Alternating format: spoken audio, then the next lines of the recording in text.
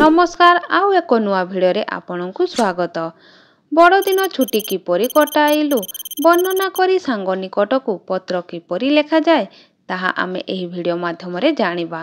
तेबे चलंतु भिडियोटी डेरी न करी स्टार्ट करिबा। प्रथमे डाहाण पटे स्थान और तारीख लिखिबे। प्रिय गीता मोर शुभेच्छा नबु। माउसी मौसा को मोर प्रणाम जणाई देबु। मानी को मोर स्नेह जणाइबु। तोर चिठी गत काली पाइली। तू जानिबाकू चाहुछु जे बड़दिन छुट्टी किपरि कटाइली ताहा निम्न वर्णना करिछि। डिसेम्बर 22 तारिख रु जानुआरी 3 तारिख पर्यंत आम विद्यालय रे बड़दिनर छुट्टी दिया जाइथिला। बड़दिन छुट्टी होउछि फसल अमलर ऋतु।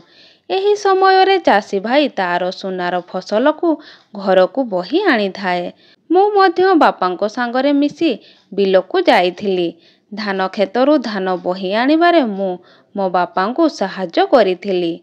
एहीपरि डिसेम्बर 25 तारिख पूर्व दिन आम गाँरे किछि पिला माने मिसी गाँ पड़ियारे एक विराट सांता क्लॉज तैयारी करिथिलु। एहा सह एक क्रिसमस ट्री तैयारी करी ताकू विभिन्न प्रकार रंगीन लाइट रे सजाइथिलु। सेही दिन आमे समस्ते बहुत मजा करिथिलु।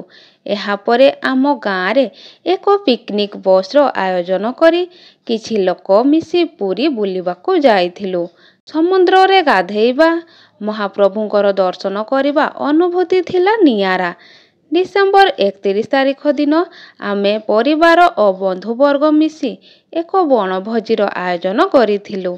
एही 12 दिन छुट्टी मध्यरे एते मजा हेबो मु केबे आगरु भाबी नथिली। तोर बड़दिन छुट्टी किपरि कटिला चिठी माध्यम रे मते जणाइबु। आम्भे माने एठारे भलरे अछु। आशा करूछि तुम्भे माने सेठारे भलरे थिबो। चिठी पाई चिठी देबु।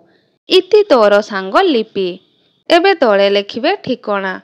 भिडियोटी केमिति लागिला तळे कमेंट माध्यम रे निश्चित भाबरे जणाइबे।